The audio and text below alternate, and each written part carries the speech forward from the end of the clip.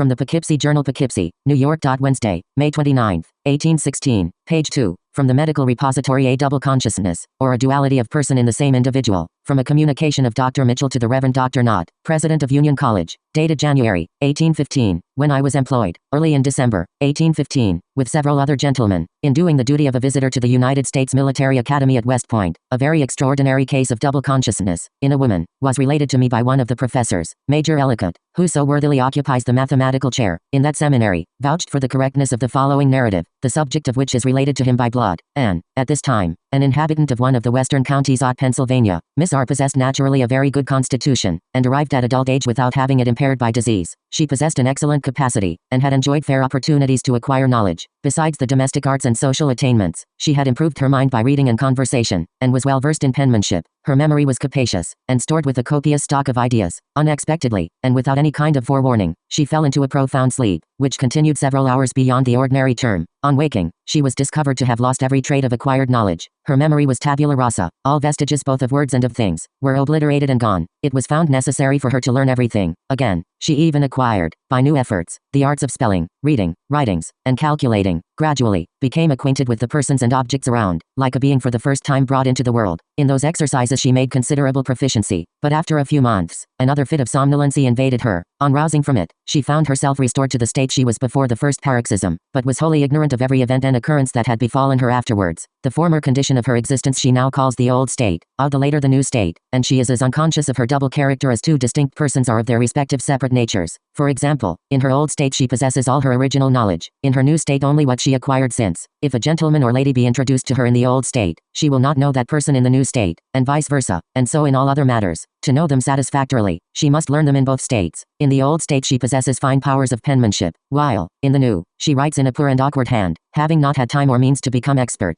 During 4 years and upwards, she has undergone periodical transitions from one of these states to the other. The alterations are always consequent upon a long and sound sleep. Both the lady and her family are now capable of conducting the affair without embarrassment, simply knowing whether she is in the old or the new state. They regulate the intercourse, and govern themselves accordingly. My learned friend, the Reverend Timothy Alden, of Meadville, knows Miss R, and is engaged in drawing up the history of her curious case, and he has promised, in due time, to send it to me complete.